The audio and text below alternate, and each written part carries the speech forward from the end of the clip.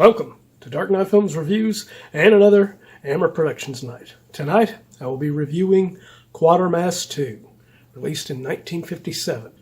Directed by Val Guest, from a script by Guest and Nigel Neal. Starring Brian Donlevy, John Longden, Sidney James, Bryan Forbes, William Franklyn, Vera Percy Herbert, and Michael Ripper. Wow, it's been a while since I reviewed a movie that had Michael Ripper in it. This is the sequel to the Quatermass Experiment, a movie that I know if you've seen my review of that one, I wasn't a big fan of that one. And most of that was because of the performance of Brian Donlevy as the character of Professor Bernard Quatermass. He just was too much of an asshole. I mean, you can't get behind a hero when everything that happened in the Quatermass Experiment was his fault, and yet he is treating all of these people like total shit and showing them no sympathy for what he caused. Now, people had told me that Quatermass II, they fixed that. I mean, he's a lot more likable in it. And I have to admit, they were right about that. Now, ironically, I wasn't the only one that had a problem with Brian Donlevy's performance in the original film. Nigel Neal, the creator of the character, didn't like his performance in that film and vehemently hated the fact that they allowed him to reprise his role in this film. And he is the only actor ever to have had the chance to reprise the role of Bernard Quatermass on screen. But there's conflicting reports on why he had an issue with him as much. He said in interviews that Donlevy was completely drunk while on the set of this second film.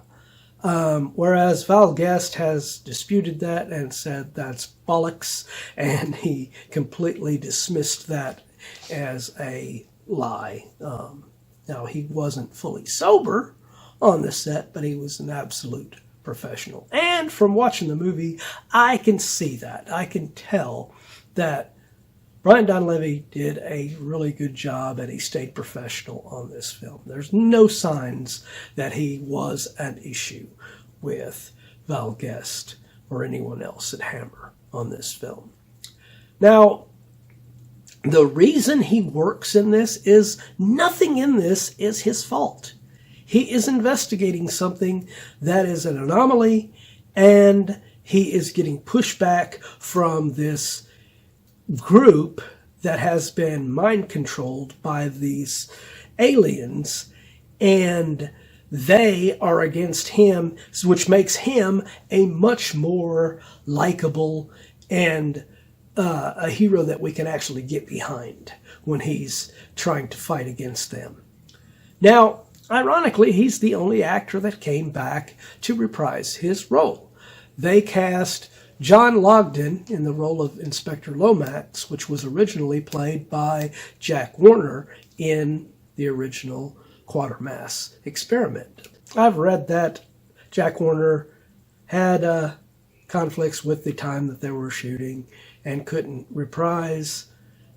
But also, Bryan Forbes plays the role of Marsh, which was originally played by Maurice Kaufman. And I liked Maurice Kaufman's performance as Marsh in the original film.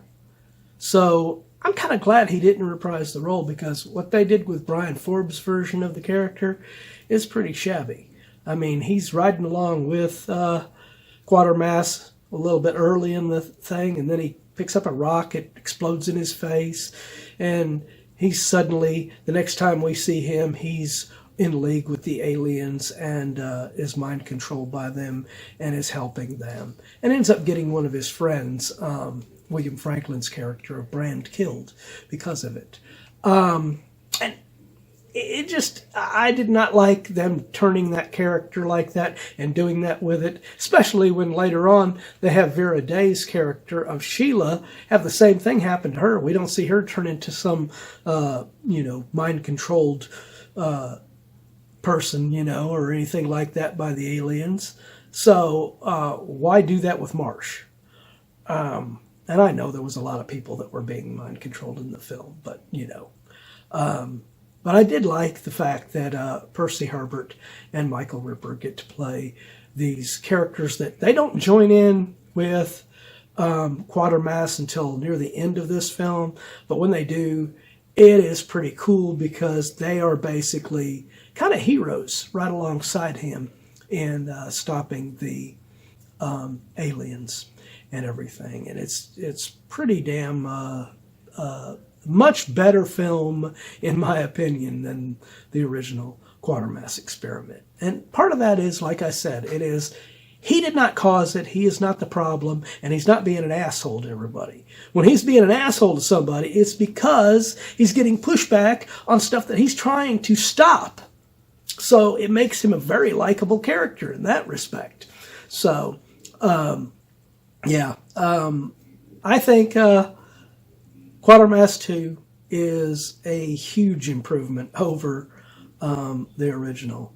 And it's probably my favorite of the sci-fi films that I've seen so far. A lot of these other ones, I never cared for them that much. I haven't cared for any of Hammer's sci-fi so far, except this one. This one was pretty good. So, my final review for Quatermass II. I am going to give this film a 8.5 out of 10. Definitely a much better film than what the original film was, and any of those other weird sci-fi attempts that Hammer tried. Fortunately, this one didn't do that well because it came out at about the time that Curse of Frankenstein came out, and that took all the glory away from this film, unfortunately. But what do you guys think of Quatermass II? Do you agree with my review? Do you disagree? Let me know in those comments down below. And as usual, if you enjoyed this video, do not forget to like, share, and subscribe. And don't forget to click that bell icon so you can be notified about future videos just like this one. And while you're by the subscribe button, click that join button and become a Dark Knight fan. As a Dark Knight Fan Plus member, you have access to an area on the channel right now where you can request a movie, TV series, or ranking video of your choosing. And when that video goes up, it will go up for all Plus members prior to it going up for all other subscribers. So if you want to get interactive and help me to get more movies on this channel that I might not normally review, become a Plus member. Well, that's it for another Hammer Productions Night. If you missed last week's Hammer Productions Night, check out the link up here to get caught up on that one. Or if you missed any of the other Hammer Productions Night, be sure and check out the playlist right here to get caught up on any of them that you have missed.